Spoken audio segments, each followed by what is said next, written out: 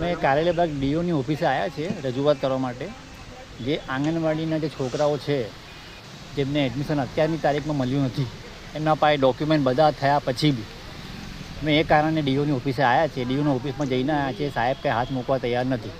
અમારી વિનંતી એ જ છે કે જે બી છોકરાઓ આંગણવાડીમાં જેટલા બી છોકરાઓ ભણે છે જેમના ડોક્યુમેન્ટ કમ્પ્લીટ છે, હોના કારણે બી એ લોકોને સર્ટીને આધારે એમને એડમિશન નથી મળ્યું. એનું કારણ શું? અમે ખાલી કારણ જાણવા માટે ઊભેલા છે.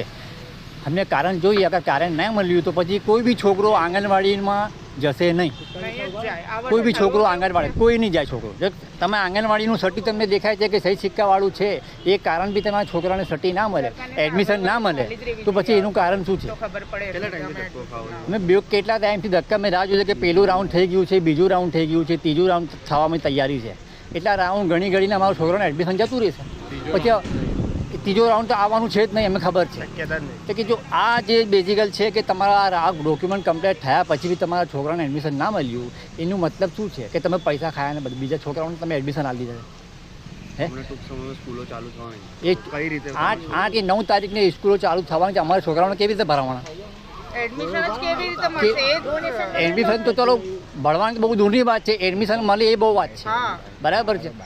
અમારે એક સ્પેલિંગમાં મિસ્ટેક થાય તો અમારે ધક્કા ખાવાના નર્મદા ભવનના, એ સુધાર્યા પછી બી અમારું એડમિશન ના લાગે તે કેવી વાત કહેવાય?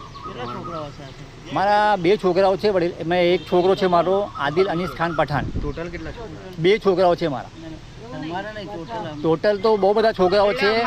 ગણતીમાં તો આંગણવાડી છે લગભગ તો તમારા 30-40 છોકરાઓ છે.